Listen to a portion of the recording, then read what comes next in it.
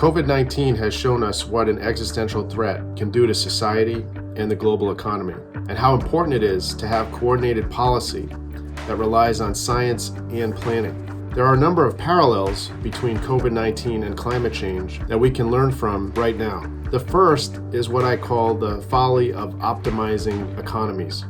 The classic MBA handbook says that to maximize margins and profits, you need to run lean without redundant supply chains, backup manufacturing sites, resiliency plans, and so on. Those things all cost money. They cost lower margins, they cost profits.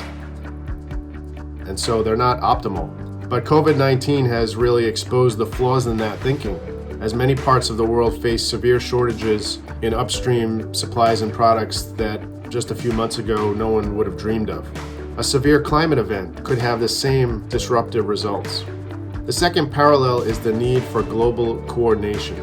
Early cooperation on the coronavirus may have helped slow the progression and saved thousands of lives. The scientific community has long understood the need to tackle climate change in a globally coordinated way. The Paris Agreement, which has now been signed by 175 countries, is a great example of that.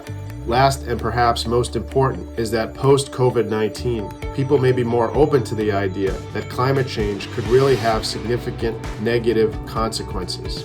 In our climate conversations, the possible outcomes we present are often met with disbelief. There's a feeling of that can't really happen, can it?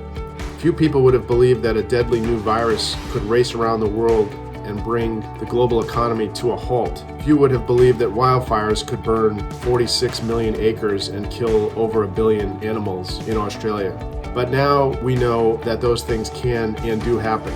We've been working with scientists at Woodwell Research Center to study the effects of climate change on the capital markets. The investment implications of climate change were in place pre-COVID-19, and they will remain in place once the pandemic is behind us.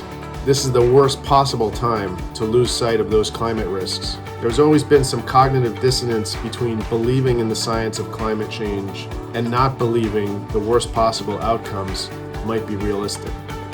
I think COVID-19 has shattered that mindset and could help the world understand how important it is to take action to prepare for climate change. Please check back in for our next video where we will discuss the effects of climate change on the capital markets.